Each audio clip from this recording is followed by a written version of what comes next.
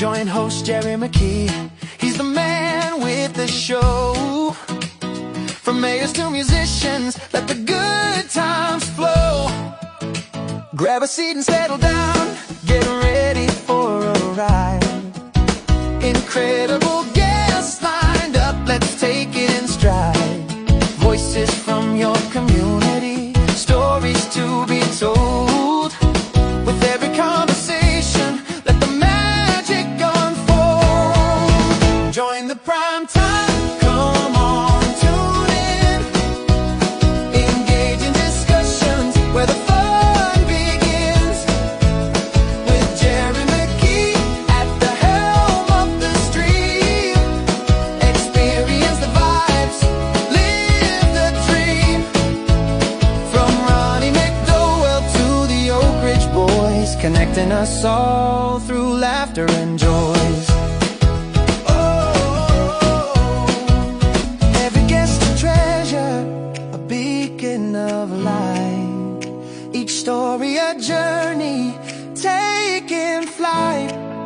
Get to know the people who shape our days. With Jerry leading the way, we'll be amazed. So grab your coffee, it's time to unwind. Well, hello, I'm Jerry McKee, and welcome to Prime Time. Today, we're sitting down with a familiar face around the upstate, whether you know him from his financial guidance at Security First, his drone photography, capturing community events like Light Up Your Lake, or his leadership at the Union County Chamber of Commerce. He is deeply rooted in our community. We're talking today with Buffalo, South Carolina residents. I guess he still lives in Buffalo, and the Chamber President, Steve Lewis. Hey, how are you? Steve? I'm doing well. I hope you are. Well, that's good. I am doing real good like that. Now, you know, I didn't know this until we did a little research, is that you are an author also of a few books. Well, And we're going to talk about a couple of them a little bit later on. Now, Steve, how did you get into the financial business and the securities of retirement and funds and insurance? I know most kids when they're growing up, they say, well, I want to be a fireman. I want to be this right here. How did you get this to be your niche? that's a good question. Most people don't say I want to grow up and work in the world of finance. Usually it's fireman or a policeman or something really cool, right? No, I've just always been interested in the stock market. I've always been interested in investing. I've always been interested in understanding the world of finance. And so I started very young investing and just kind of doing it on my own. And then when we got married, I sat down with a guy I got married to my wife. I sat down with a guy talking about life insurance and talking about, just normal things of retirement. I was fresh out of college and it just really was a fascinating thing to me. I never thought about a career in that vein before. And the next thing I know, the Lord kind of led me one way and then another. And then here we were going down that path, and I've never looked back. I love helping people. I love the aspect of being a source and a resource for people and being able to answer questions that they aren't able to ask anybody, What, a lot of people, including myself, growing up, we don't think about retirement at 20 years old. We don't think about it at 25, 30, 35, 40. We start getting a little itch. That's right. And we miss out on so much of really retiring and enjoying life. And I just retired last year. Congratulations. And so far, I'm really enjoying it because it gives me time to do stuff like this. Is your wife enjoying it? That's the question. Sorry, I'm just playing. She did about like 10 years before I did. She was kind of, I think, ready for me to it. And since I stay busy doing all this other stuff, she don't see any difference. Oh, that's good. She does pretty good there. But if I wasn't doing this stuff, you'd see me out here picking trash up or something Right. outside the road, doing something out of her hair. I understand. I completely understand. So what is one of the main questions that someone asks you uh, that they want it like an age or something, Hmm. when should I start investing? When should I start this right here? And I think it really depends on a lot of their jobs and what they Hmm. have and things. Yep. Give me just a little bit of highlight right there. I quote this a lot, but there's a Chinese proverb that it's kind of a rhetorical question, but when is the best time to plant a tree? Well, the best time to plant a tree is 100 years ago. It's not today, it's 100 years ago. But if you can't go back in time, the best time to plant a tree is today. And so, with that in mind, obviously the younger that you start planning for retirement, the better off you're going to be because the market is very volatile, especially right now, but it's up, it's down, it's up, it's down. And when you're 20 years old, when you're 30 years old, does that really make a difference? Does that really matter? Not really, because you've got plenty of time for it to come back. And the market always does. It traditionally has always come back. It's just, how much time do you have for it to come back? And it does usually take some time. You don't usually get what they call the V bottom, where it hits and then it bounces right off of it. Mhm. It usually is a slow process where they have to kind of work. The market has to work through some of the fear of everything. So, having said that, if just from a perspective of planning and whatever, I think that people should start planning whenever they can. But as they move closer to retirement, you've got to really start worrying about the risk that you have. Like I said, when you're 20, it doesn't matter if the market's volatile. When you're 60 and getting close to retirement, the market volatility matters because if, along with everything else, with inflation and all the other crazy stuff that goes on as you're planning, cost of food, the cost of healthcare, all of that, you've got that volatility, and if you start getting ready to retire and the market dips, well, in 2020 when the market, backed up a lot Right. because of everything that went on, a lot of people had to rearrange their process as far as retiring. They had to rethink it because if the market's down 30%, you're really hurting yourself if you start drawing from whatever it is that you were planning on drawing from. So there's a certain point in time where you've got to start being more uh, precise and predictable and have a formula in mind. And that's usually around that 50 to 55 age where you've really got to start rethinking the structure of your portfolio and putting it in a position where more of it's safe. You can still put money in crypto, you can still put money in the market and all that, but you've got to put more and more of it safe to know that it's there. Right. And that's So, just so critical.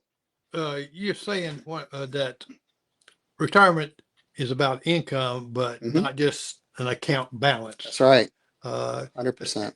explain that a little bit, because most people think, well, it's how much income I'm making now, but it's really more to it than that. There's a whole lot more to it. People always ask me how much money should I have in retirement? Well, there's so many variables in that.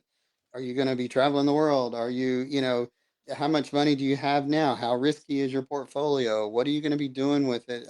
Are you going to get sick? Who knows? I mean, have you planned those angles of your retirement? So there's really a lot of things that go into play into that. So planning is critical and making sure that you have some kind of a structure in place. I don't know that I answered your question, but Yeah, you did. And now tell me, what is like the biggest retirement mistake people make? well, probably honestly, the biggest is waiting too long to plan. I know I sound like I'm repeating myself, but waiting too long to plan, Yeah. but also being too risky in retirement. There's a point where, and I know I just said this too, but there's a point in retirement where it's not so much the return on your money as the return of your money.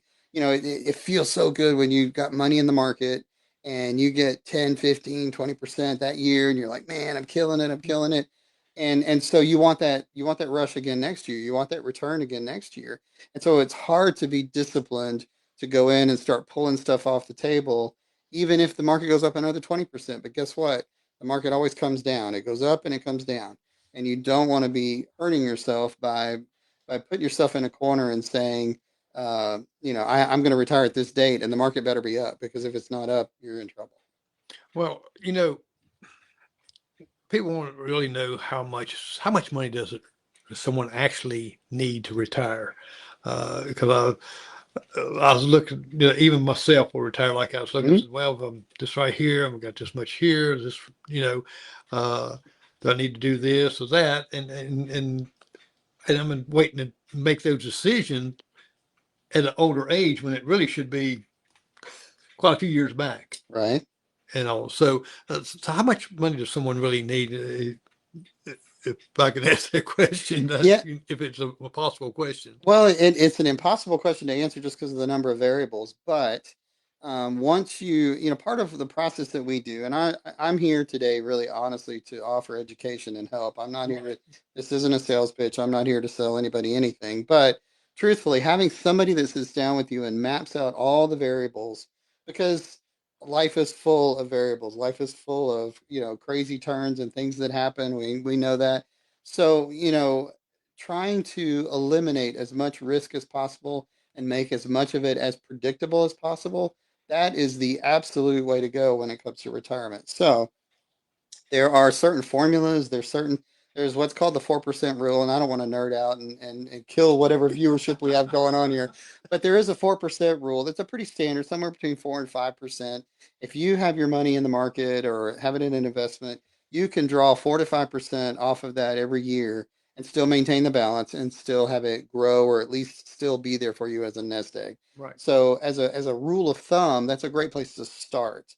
But having some kind of plan in place where you can map all of that out, you've got, again, you took me down a rabbit hole. My mind's spinning, but you've got IRA money, 401k money, pension money. You've got all these other things. So you've got tax consequences that you've got to worry about. Do you take your IRA money? Do you take that with Social Security? Now you've created a tax problem. Are you trying to leave money to a charity? How do you do that? So there's all these other things that it really is a symphony. To say, I'm trying to think of a really good analogy from a symphony standpoint, but it takes all of the instruments together to make it all work, and that's the answer to a retirement plan, is having literally everything in place that makes sense that helps the song play like it's supposed to play, if that makes sense. Right. So there's really not a standard answer.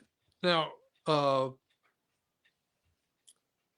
choosing a right career, job, some people take and they'll look at jobs as, oh, I'm making good money, but if you don't have no benefits, Mhm. and if you're and you're getting even contract work, you got to do certain things That's right. to prepare for what is coming. Of Mhm. course, retirement, because you're not going to be able to do that job the rest of your life, Mhm. or construction or whatever like that. And because I see so many people that working, say, under the table or whatever like this, and they're really hurting themselves Mhm. when they don't either invest or try to put some back to help them with that. So, do you think job choice, uh, we people have to look at more than the dollar amount per hour versus benefits? I mean, from a retirement or financial planning side, I don't know that's such a big concern. I mean, obviously, you want some kind of career that you're going to be happy in, that you're going to be able to do for a long period of time, and you enjoy it. And obviously, if you can make a lot of money and put a lot of money away, that's great. But as you were talking, one of the things that came to my mind that I think is super critical, whether you're 20 or 60, is, and this is a lesson I learned a long time ago, which is, if you can pay yourself first. You always say that whatever money you make, 10% goes to the Lord, and then the rest goes to you. And I agree with that. But beyond that, whatever's left over, you pay yourself a percentage and put that away, and just have it automated, have it do whatever it does automatically. Even if you just put it in a savings account or whatever, just something, you'll be amazed when you go back and look at that 5 years, 10 years from now. Wow, I've got a lot of money saved up. And obviously, if you start at 20, you're putting in $20 a month or whatever. That 20 is going to add up very, very quickly. So it's important to be disciplined, and even if it's an automated discipline, it's still a discipline. So it's important to do that. Right, and we really be surprised when we put money back how much it accumulates. Hmm. Everybody, I don't know if people do it now, but we save pennies, we change, we dump it in things, we leave it, and a couple few years go down the road, say, wow, look how much I had. Right. And and I was thinking, you know what, we save that back there, and it doesn't multiply sitting there, does it? No. No. And so when we put money back, we need to look at growth of that money, right? Sure. Absolutely. Because it's not doing us anything sitting there, will it? No. And so you've got to be able to stomach the ups and the downs. You've got to be able to stomach having really balancing a portfolio that has a fair amount of risk based on your age. And there's formulas for that too. I won't nerd out too much on that right now, but there's formulas that help you understand, what is a good amount of risk. But having some money in speculative things, maybe crypto or whatever, and then having some things that are in safe things also really make a difference. I will give you for the younger people that are watching, if you're in your 20s, 30s, 40s, um, well, I'm amazed at how many people don't take advantage of this. But I will tell you, if you work at a job and they offer a 401k, the easiest way to double your money is to put whatever money they match into that 401k. So, if they're matching at 3%, you absolutely put in 3%. And that way they match your three and you've doubled your money. So if the market goes in half, you haven't lost anything. Right. But as it grows, you're gonna see that account really have a huge difference. So from that standpoint, 100%, I would say if you have a 401k and they match it up to the match point, if you can afford that, make that happen. Do it for sure. I noticed that, some companies, it's hard to, uh, nowadays that they cut back so much. And a Hmm. lot of them's not even using the Right. 401k. Sure. But if you have a company that does, take advantage of it, like you said. Absolutely. And that way it's a win-win thing, isn't it? Absolutely. Especially in retirement. Now, why losses near retirement can be kind of especially damaging? Hmm. Why, especially risk plan, language, major market decline. Uh, to recover from this, is it hard to recover, especially in an economy now with things that drops and things? Oh, absolutely. And if you look at historically, when the market drops, it normally takes several years for it to come back, even to where it was. And if you look at the percentage, if the market goes down 50%, well, guess what? It doesn't take 50% to get back to the 50% you lost. It takes 100%. That is right. So you think about that. So any loss as you get closer to retirement is massively impactful. And I have, without going too crazy, just I have numbers that I could show you, but we have an analysis of two different portfolios that have the same amount of money, one by one person, one by another person, and they actually took out the same amount of money over those years. Their return was exactly the same. It was 6.9% in this particular one analysis. So their return was exactly the same. The difference is what's called sequence of returns. I'm not going to nerd out any more than that, but just say that if somebody wants to look up sequence of returns, but basically what that means is that they both portfolios earned exactly the same amount. The difference is when those returns started. So it's the same order and everything, except one started on the bottom and one started on, they were just inverted.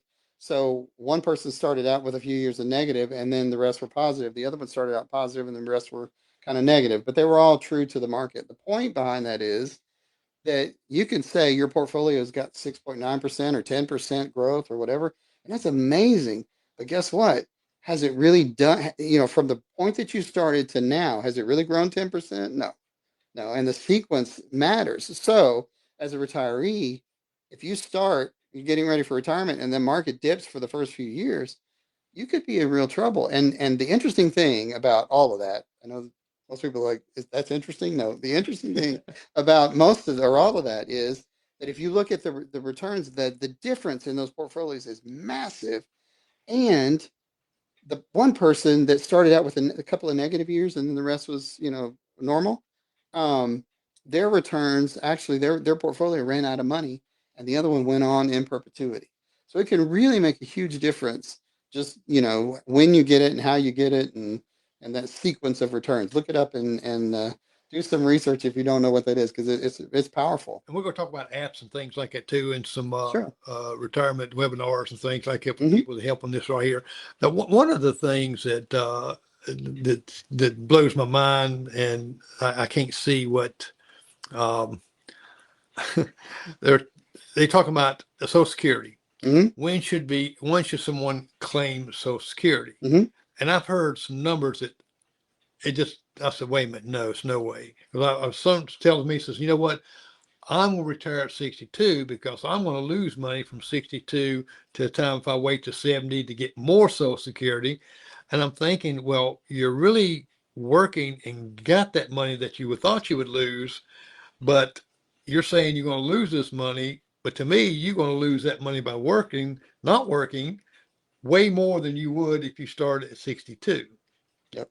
And uh, I would like to get your thought on Well, that. Social Security is a real sticky wicket because again, there's a lot of variables that go into that. You know, people ask me, should I take it at 62? Should I wait and, max it out?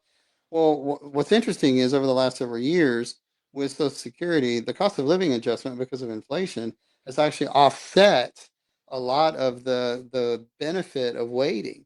So there's almost no benefit of waiting over the last several years, but if you have a strong portfolio and you've got to start taking money out of your IRA or your 401k or whatever, you've got to really weigh what your tax bracket is. You've got to weigh what other things are in play because Social Security may actually hurt you instead of help you.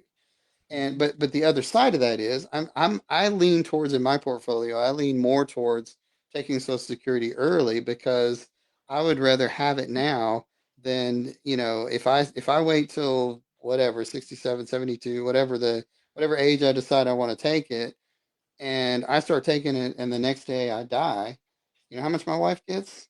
It's like $250. So all of that money is gone. All that money I put in is gone.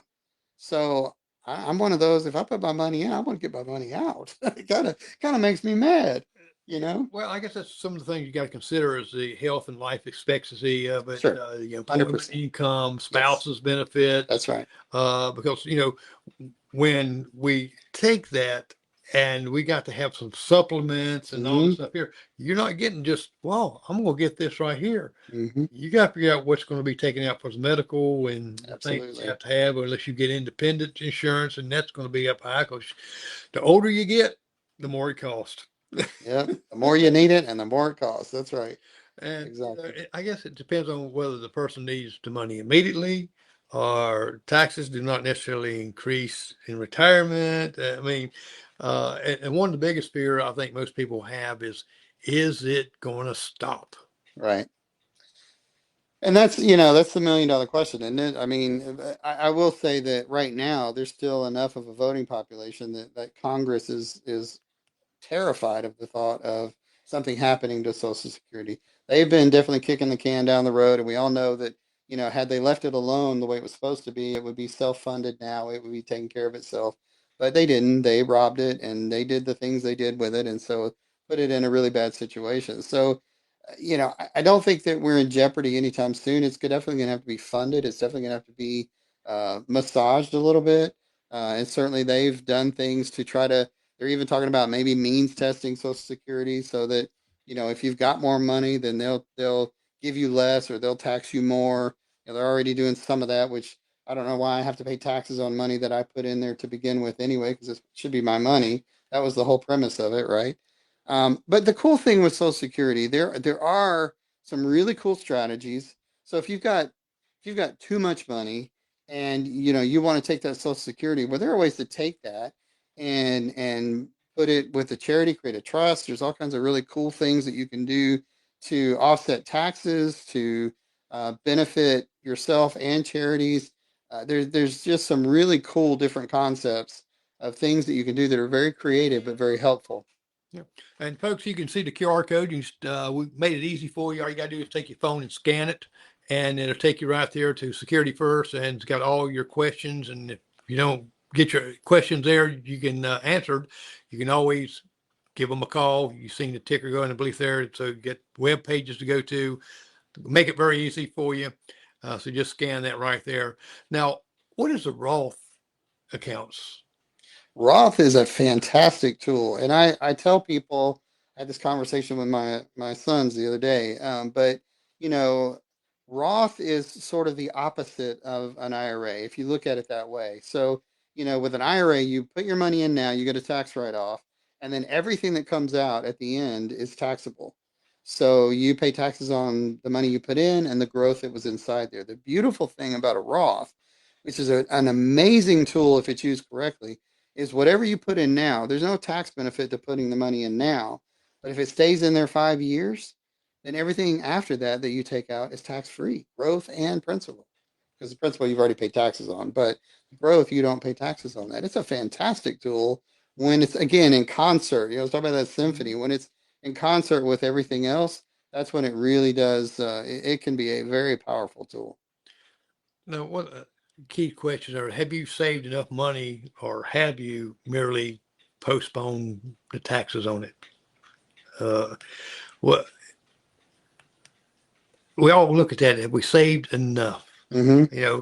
Life expectancy, used to be many years ago, you lived to be 65, you was pretty good. That's right. Now it's 80, 85 Mm-hmm. and above. Right. I think now the life expectancy is 85, if I'm not mistaken, but I think it's getting close to that. close to it anyway.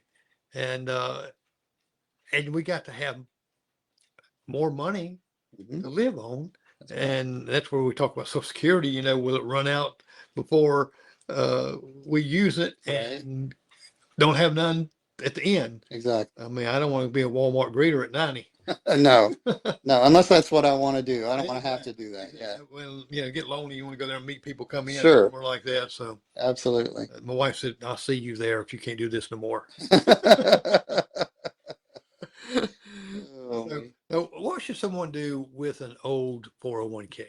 that is a fantastic question. Again, I just had this conversation with my son the other day. So, if you have left a job, so it doesn't matter what age or whatever, and you had a 401k there, in my opinion, you should take possession of that money. So what I mean is that you should move that into an IRA, whether that's with a brokerage or with your financial planner or into some other investment vehicle, but move it into an IRA because I'm not saying, if you left XYZ company and they're a huge company, I'm not saying they're going out of business, but to me, control is everything. I want to be able to have access to that. So if I take that money, put it in a CD at a bank, and it's tagged as an IRA, then I know where it is. I can go get it anytime. So that's a really smart play. If you're 59 and a half or older, and even if you're still with your current job, you can do what's called an in-service rollover. And what that means is that, I just talked to a gentleman today. He's got $700,000 in his 401k at his work. And he's pre-retirement, but he's over 59 and a half, so he's still going to work. Probably going to take that money and move it into a vehicle or several vehicles, probably, honestly. And so he'll have control of it. He can still contribute to the 401k that he has at work. So over 59 and a half, you can take that money without any penalties as long as it goes into an IRA. There's no penalties or tax consequences. And then he can still contribute, still get the matching, still get all the other stuff that we talked about a minute ago, but he now has control over the bulk of his money. Employers don't care if you have the money with them or not. They don't get a benefit from it. So, I think a lot of people are, well, is the employer going to get mad at me, or does that put my job in jeopardy? No, they really don't care. They get the write-off for the 401k or the pension plan or whatever they have. And that's all they're concerned about. So, Well, that's kind of what I held back when I retired. I left it in with the company out a little bit, but Mhm. I seen where it was kind of going down and things. And I said, well, I don't want it to go down. Went back up, and I decided to move Yep. it out Yep. out of it then, Smart. to roll it out. And you can, like you said, you can roll into an IRA. Also, you can move it to a new employer's plan, right? You can. Yep, absolutely. Yep. And Typically, they'll let you do that. now, if you take the distribution, That can be a problem. that means you're going to be paying some taxes, right? That's right. Um, What is usually generally tax percent that they say someone's say going to take $100,000, just mhm. number it out like that, is going to take that out, and what can they expect to pay in taxes in that 1%? I So mean that the 100. yeah, the 100,000. So if you're before 59 and a half, you're going to pay 10% of that right off the bat to Uncle Sam as a thank you. So you're going to pay $10,000 right off the bat before you do anything. That's your penalty for taking money before 59 and a half if you take possession of that money. Now, beyond that, it's just going to be subject to whatever your tax bracket is. So if you're in the 20% or 25%, whatever your bracket is, that's what you're going to pay taxes on that money. But it'll be 100% taxable. The cool thing, I mentioned this earlier, and I won't go too into depth with this because it is complex. But as an example, I had a client a couple of years ago that had several $1 million in IRA, TSP, 401k, just different pre-tax vehicles, just a whole bunch of them.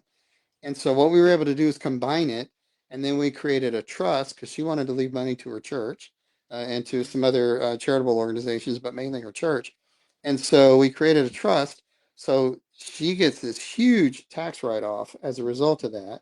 We took some of the money from her IRA, actually, I think it was her TSP.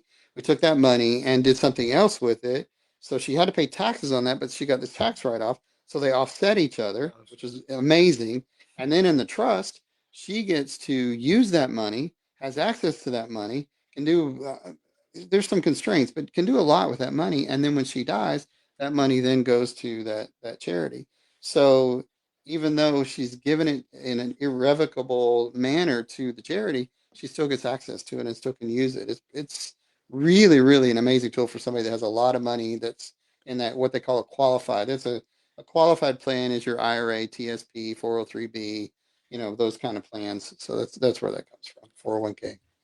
Well, explain where annuities may fit in without turning the conversation into a product presentation, but how it can be designed as income, principal Sure. protection, growth potential, or even certain long term. All right. I can do that. I thanked you before the show, but I want to thank you now, obviously, for being on the show. But probably what is now going to be your lowest rated show because nobody wants to talk about IRAs or annuities or whatever, until you have to. It's kind of like life insurance or car insurance. Nobody wants to talk about that until you really have to, right? And you need to, then And then it's too late. late. It's too late. So, to answer your question, annuities are a piece of the puzzle, and there are different types of annuities. And without going into too much depth, there are some that will help you with long-term care planning. So, a lot of people, long-term care insurance is very expensive. It's good. It's good coverage to have, but a lot of people can't afford that. So, there are vehicles that will help you supplement that as part of your retirement planning. There are other vehicles that are growth oriented. So if I put it into an annuity, it will grow and it will still generate a predictable income, and that income can still grow and beat inflation. And then there are others that are income oriented, meaning that their total focus isn't so much on growth. Like if you think of an investment account or a CD or whatever, you put money in, you put 10,000 in, you get 11,000 out, you got that $1,000 growth. That's what you wanted, what, right? Was that growth? This isn't so much what you're getting on the taking out as it is the income or the growth that's inside there. It's a little nebulous, but the idea is there are different programs designed for different things. But here's what the main thing about annuities more than anything else is they're invested in the market, but they don't take the hit of the market. So if the market goes backwards, the worst you do is zero. That is powerful, unbelievably powerful in retirement. So if I know that the worst I do is zero, I'll take zero every day over 30 or 40% negative. Exactly. you know Wow. so that's really powerful, and it also gives you guaranteed income. You can leave that money to a beneficiary. There's all kinds of great ways. Now, if I'm sitting in front of somebody and they want to put all their money into an annuity, I'm going to tell you no. That doesn't make any sense. But again, back to that symphony, this could be a huge portion of safety and predictability, which is so important in retirement. But you still want to have some play money. You still want to have investment money. You still want to have travel money or whatever it is. So you got to be real careful in how you structure that. And we're compliance regulated, so I have to be compliant anyway. But I want to do what's right for what's right for the customer or the client. I want to make sure that they are covered in every aspect and not just. I'm just not going to put everything into an annuity. I would tell them no. Well, for you people that's deer in the headlights right now, all this right Sorry. here. I will never grasp all this right here. How in the world can I even understand this? I want to know more, but we're going to show you. There's a retirement webinar that that Steve and his company has put together, and we're going to flip over here to this and Yeah, when see you what kind of webinar we're talking about. yeah, when you pull it out, let me tell you a little bit about FEP. So uh, FEP is an organization. It's a financial education partnership. It's a 501c3, meaning that it's not a not for profit. We don't make any money doing it. We go out to community centers. We go out to different organizations, and we do these webinars for free. There's no product talked about. There's no company talked about. There's no sales pitch. It's not. It's truly designed for education. And if you notice on here, there's a whole lot of different topics that are listed. So everything from investing 101 to financial transitions, financial planning with a purpose, IRA, TSP, and 401k rollovers, which we just talked about. We just did one recently on crypto, understanding crypto. And by the way, quick plug, if you don't understand crypto, you need to get on the bus because the train has left the station. Crypto is coming, and probably within the next 5 years, we won't have, you were talking about saving your coins. The only coins you're going to have are digital. We're not going to have physical coins anymore. That is coming incredibly quick. So you need to understand crypto. So we do an education-based webinar around crypto. We do it around all kinds of different topics. And if somebody comes up and says, "Hey, I really want to know about X," then we'll put together, a presentation for that. So our goal, truly, you'll never see me mention my company or whoever's doing the webinar. You'll never hear them mention a company. They'll never mention a product. It's all about truly about education. Obviously, if we talk about IRA, TSP rollovers and stuff, uh, and you decide you want to talk to us more about it, then that's great, and you can reach us, and we'll do that. But there's no pressure from the webinar. It is truly education based. Well, that's great because a lot of people think, oh, how we used to Oh go yeah, to the beach or go somewhere like that. Says, oh, come up here and listen to this little the old condo spiel right pitch, here, yeah, and timeshare. timeshare, and look, No, we'll give you $25 or that's right. $50, and you're sitting there like 3 days later still saying no, no. Can I just pay you to stop talking? I don't want the condo anymore. Yeah, no, this is 100% nothing like it. And the only ask at the end of the webinar is if you want to get on the mailing, the distribution list, we will email you every month and tell you what are the upcoming webinars. We're not going to spam you. We're not going to do anything crazy. Or We sell just their information. no, we don't. No, no, no. That's a huge no no. But no, it is truly education based, and so that's our goal. There's no timeshare that's involved in that. I promise. Great, great. Well, see, folks, that way you can look at these webinars right here, and it's got the dates on there and the times. And Hmm.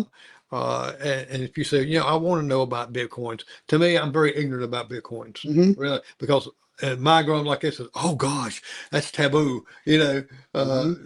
because you hear some horror stories and like just like Right. anything, Sure. but that's because we don't understand it. That's right. And these webinars are going to help you understand everything we're talking about right now, even though if you got deer in the headlights and don't know anything about financials, and you've got this little nest egg that you want to let it grow, uh, then this would be a good webinar. Yeah, absolutely. And there, like I said, we really do two a week. And so there's, the beginning of the month, if you notice it says for August, we do two a week at least. And so there's all kinds of different topics, all kinds of different, and if you sign up for it and you miss it, they'll send you the replay. So it's all done really, really well. But, just it's just education based. And so if there's something that you don't know or don't understand, these are great tools to be a part of. And if you want to, if you want the link, I think you have the link to my website. You can go to my website, and under, I forget what the tab is, but under one of the tabs you can click on, and it'll show you all of the webinars for this month. And you can click on the link and sign up for it there, and they'll send you a reminder and send you the replay and all that kind of stuff. Now you have a podcast you do on the radio station you used to, or you still do? Used to. No, I stopped being on we were on 94.5 and 106 before that. We did that for years and really enjoyed that. It was really interesting during COVID Right. because I was out of my home studio and My partner was out of his studio, and then we had the engineer at the radio station, and so we were coordinating. That was crazy, but anyway, it was a lot of fun. But yeah, no, I did that for probably 7 or 8 years. Totally loved it. Totally loved the interaction with the people and all that. But haven't done that for a few years now. Right here. Now, this what blew me away when I was doing some research with you, Steve, Yes. is that, wait a minute, he's the author of several books. And we want to talk about this book, Keeping What's Yours. Tell us a little bit about in this book here. And actually, you can go on Amazon and purchase this book. And also, it gives you a little reading you can do on there to kind of help you grasp this. Oh, yeah, I want to get this. I need help in this right here. So, this really gets you a little bit kicked there. And it is that's right. You see that little gold thing around there? Bestseller, number one bestseller on Amazon. So see, uh, he got a bestselling book, and here I didn't even know it. He lives locally here, Well, so that and $1 will get me a Coke, maybe. well, that's okay. You still have a Coke. That's right. I still have a Coke. Yeah, right. Exactly. Most people don't know what that even means, but I remember the Coke on a smile. Yeah. So this book was it was really kind of a labor of love for me, but it was more about this book is I did several podcasts at the time, several interviews with different business leaders in different professions, an accountant, an attorney, different things, different people in different venues. And the idea was to really put together or compile a bunch of information that would get people thinking about how do they prevent, the rainy day. If you see the guy standing there in the umbrella on the book cover, how do you have your umbrella? What's your umbrella look like? And so that's really where it came from. And it did do well initially when it came out. I'll tell you, I didn't write it for any other reason than just to have something to as a tool to help people.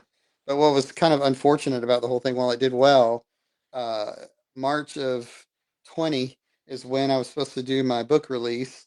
And if you remember what happened in March of 20, we could no longer I couldn't do a book, book signing or anything like that. So everything just kind of fell by the wayside. And honestly, between then and now, a lot of the stuff in there is outdated or whatever. But there are some great cons. I'm not trying to sell you the book. If you want a copy of it, reach out to me. I'll give you a copy. But there are some really good interviews in there from some really good, solid professionals that really give you some good input. So you discuss like secret strategies from local professionals Hmm. to protect hard-earned assets, from your even personal journey writing, and Right. what is the single biggest mindset shift that you can look for in a team member helping clients execute those protections. I mean, Hmm. it's a lot involved in this book that will help you even choose the right organization, such as Right. yourselves, Security First, to and others to just it gets you ready for it. Absolutely. Besides the webinar, you can go back and read this. Absolutely. Yeah. And it is more in an interview dialogue standpoint. This book it's less about what I have to say, more about what the professionals that I'm interviewing have to say. And interestingly enough, I actually interviewed a friend of mine who is a financial planner. And I really wanted to take the kind of focus off of me and make it more about honestly just getting good feedback from a lot of different people. So I'm pretty far removed from most of the stuff in the book, other than I'm playing Jerry McKee at the time. I'm doing the interviewing. Background. That's right. I'm just a background noise. That's all. Now, this book right here is written about a personal tragedy and its intersection with property casualty insurance. Now, how did those writings experiences reshape how you personally manage client relationships during a crisis? And this is your own personal crisis, and this is another book that you've written personally like it, and we're going to discuss that a little bit if you like. Sure. Yeah. So actually, this book there was nothing in there about professional at all. I tried everything I could do to make this really about what God did for us, through us, and as part of the process that we went through when my son was in the dirt bike accident several years ago. And it was really just trying to help people understand that tragedy turns into triumph when the Lord's involved. Right. And so, it was really interesting. There are all these little. I kept. We lived in the hospital. My son was really should have died several different ways. And so we were in the hospital for, I think, 11 days and lived there. And so I just kept writing down these little snippet stories of things that God had done, little comforting things and whatnot. And so people would come in to visit, and I would start telling these stories. And my son was like, "You need to write a book, Dad." Nope, I don't need to write another book. I don't, nope, don't want to do that. It is, folks, if you, unless God tells you to write a book, don't write a book. It's a lot of work. But I didn't want to do it. And I was finally convinced that the Lord wanted me to do it. But so we compiled all those stories into this book. And I am not a great writer. I don't want anybody to think that I think that. I don't. But the stories are very powerful stories, and how God really turned tragedy into triumph is just an overwhelming. If I start talking about it too much, I will start crying. So I got to be real careful here. But it was such an amazing experience. It was a terrible experience, but an amazing experience, because God just, Romans 8:28, all things work for the good of them that love the Lord and are called according to His purpose. That is true, and man, it just resonated throughout that story. Well, it's when God works, sometimes we don't pay attention. That's right. And I think sometimes God has to rope us down for us to pay attention. What does He say? Be still and know that I'm Exactly. God. Yes. And you was being still in that hospital. Yeah, yeah, exactly. And for me, I don't know about, well, I do know about you, because I know you well enough to know that you're like this too. I'm very type A. I can't sit still. If I'm watching TV, it's at night because I'm trying to wind down. But I could not sit and watch TV all day or play video games. Like, I would go nuts.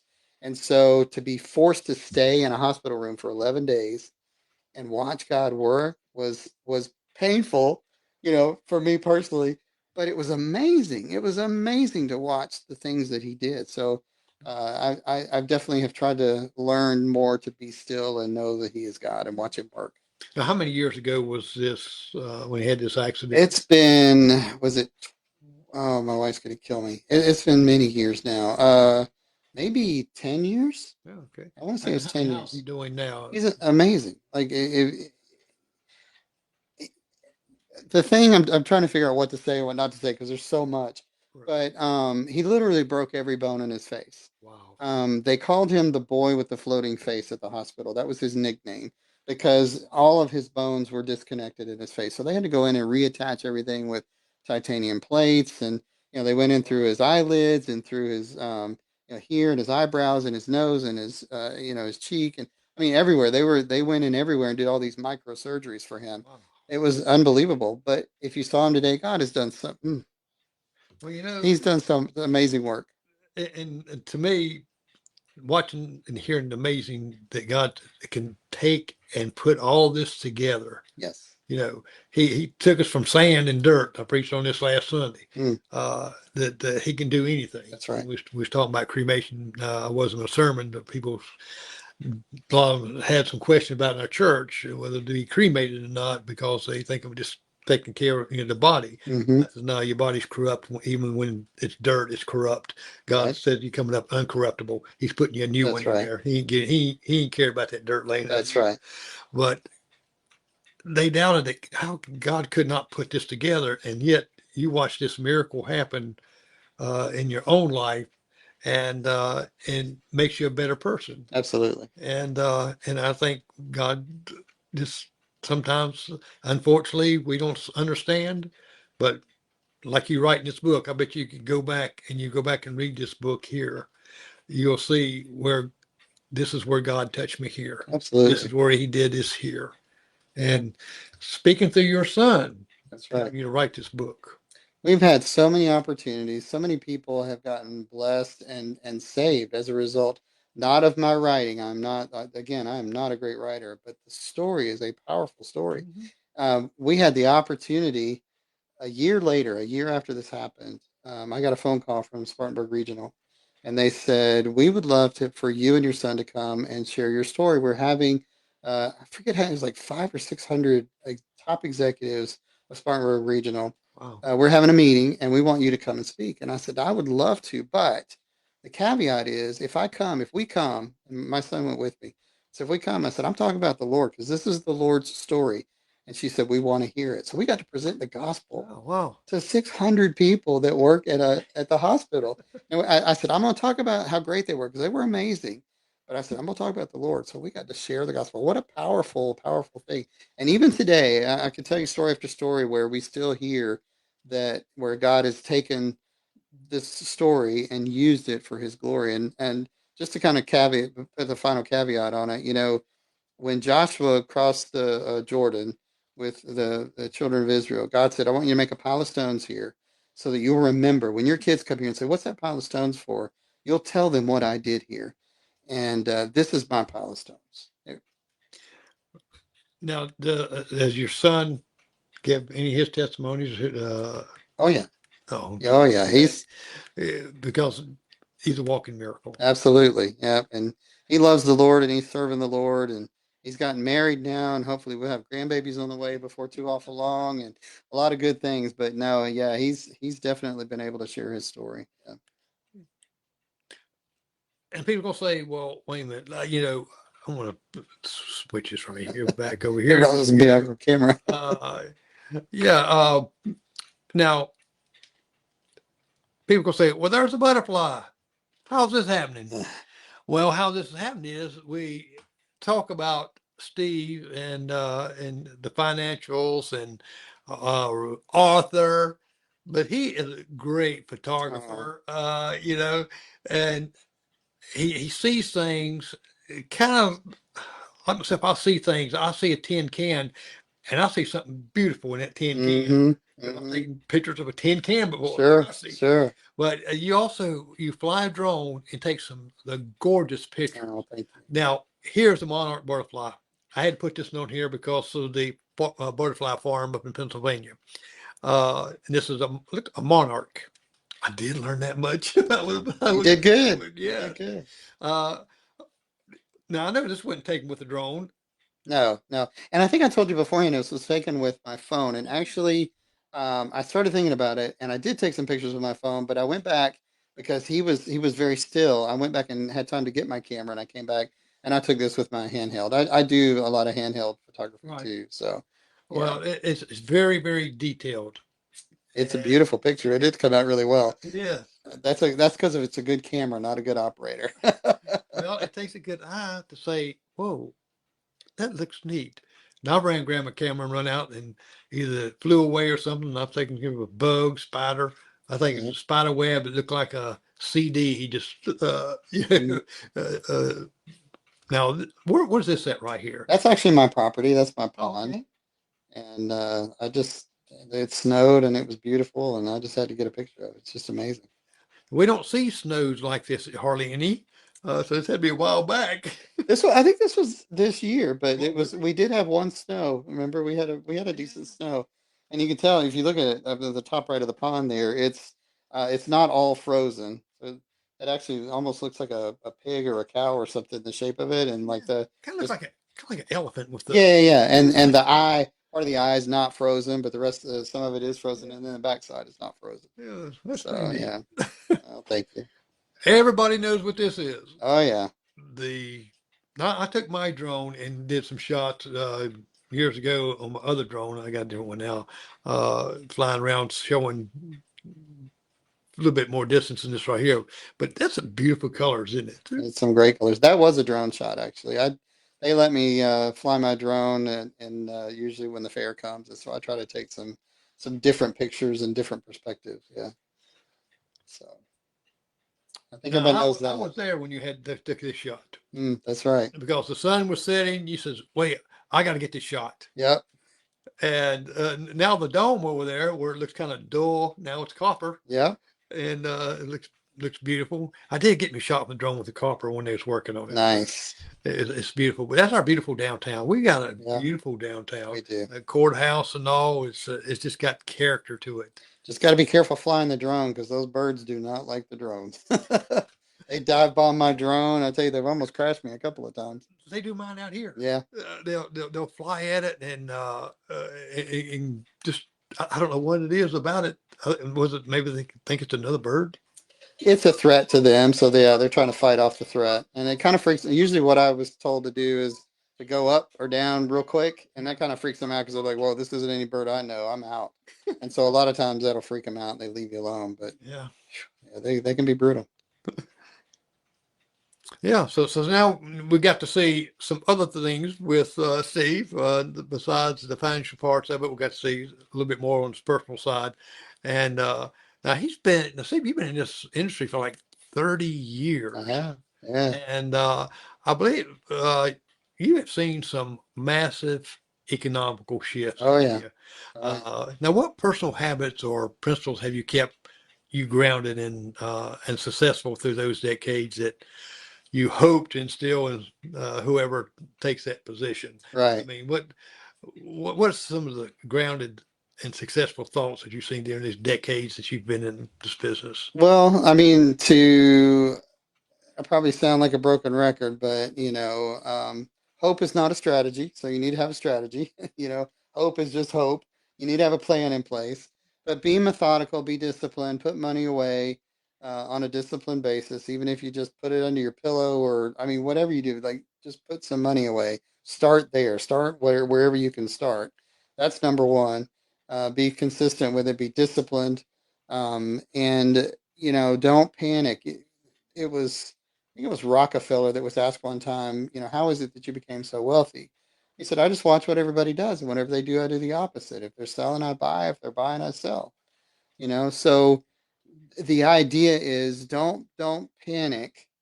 Don't put yourself in a position where you have to panic sell or whatever like that. But also as you get closer to retirement, um, you start pulling some of that money out of the market and making it where it's safe so that you've got that foundation. You know, when you build a house, you have to have a solid foundation, right? You can't just build it on sand. Jesus talked about that. Right. You don't build it on sand, you build it on a solid foundation. So make sure that as you go into retirement that you've got enough money aside that whatever happens, if you put all your money in crypto and crypto never it just blows up, you've lost everything, right?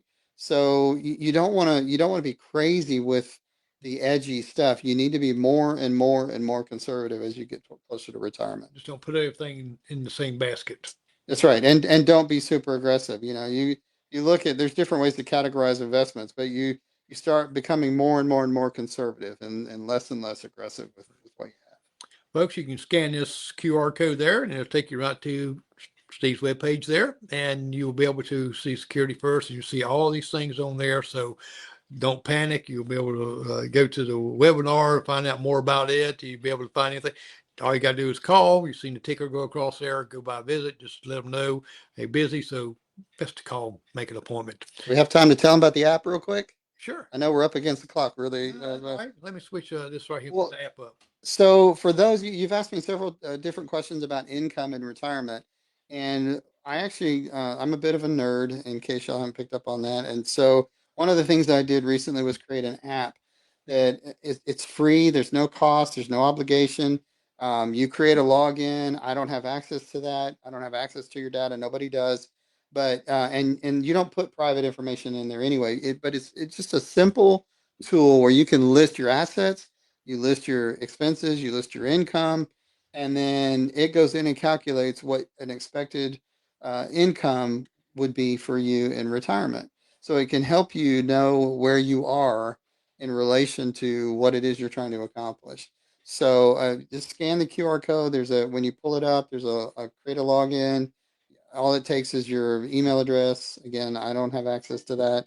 And then you just go in, and it's a super easy tool, but I love it. I've actually used it myself, and I'm thrilled with it. So it's free, no cost, no obligation. Just use it, and hopefully it'll help you. And I went on and look at it, and you can put in your figures and stuff. And it Hmm. kind of gives you. I mean, it really helps. That's a great tool Hmm. because it's like doing the same thing with Social Security. You know, they Hmm. got that kind of like tool on there and Right. tells you what you this right here. So just basically the same thing. So if you're curious, you can do this. Scan the QR code. It take you right to it. Yep. Don't have to type nothing. No, Easy, no easy. cost, no obligation. Now, a lot of people say, well, I don't want to deal with someone way off and like that. You live locally here. Hmm. You're actually involved locally, Yep. and you also are the Union County Chamber of Commerce, you president of the chamber. You also leadership in your church. Now, how does these personal commitments to the upstate community influence your daily culture and expectations inside your office? That's a loaded question. I don't, you know, my heart is always to give back. So I serve the Lord in my church in whatever capacity, whether it's janitor or chairman of the deacons, it doesn't matter. Same thing with the chamber. I love Union. I love the community of Union.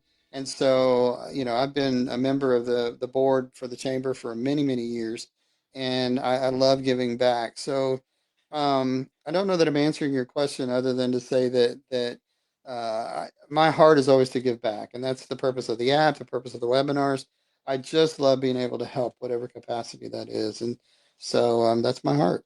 Well, in this community, you living in this community, you see people day to day that that invest with you and come into your office, and you want to be able to walk on this street, be able to hold your head up and help people. You probably go more beyond than just what you really have to, because you are compassionate, I could tell, about your business and wanting it to be the best for other people to be able to benefit from your knowledge, Absolutely. which God has blessed you with. Hmm. He's just passing on, right? Absolutely. And also, well, Steve, we're at the top of the hour. All right, that went fast. It did. I told you it would go by Yep. pretty quickly, and I appreciate you coming on. And Yeah. because I've learned a lot from you, Okay. even before you come in here, and I learned some more since you've been talking and things. And so, folks, you've seen the QR code, you've seen ticker underneath there. You know how to get a hold to Steve. If you have any more questions, webinars, I encourage you to go to these webinars. I mean, you can. This is online webinars, right? They're online This is webinars. Duh. That's some tech talk. on the web. Yeah, on the web. Oh, yeah. You're not going to spider web. It's on the Right. web. Okay. Boy, that really made sense, didn't it? But anyway, it's webinar, and you don't even have to leave your home. Dress wave you want to or not. Right. You don't have to show yourself, but please go there and learn more about it, especially younger folks. You need to know this. Middle-aged folks, you need to know this. As you're getting older past that, you better know this. That's right. Because when you get to a certain point of my age of being 35, guess what? Not too late, but it's getting close. Right. That's Okay. right. I'm celebrating 35 years of being 70 or something. Exactly. Anyway, I'm Jerry McKee, and next week we're going to have a group on the show we're going to talk about the animal shelter. We're going to talk about animals and what we need to do to help curb the population. And so stay tuned for that for next week. I'm Jerry McKee. You have a good night and a blessed day.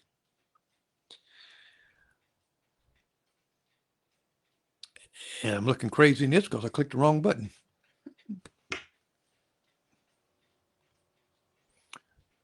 Okay. Every month.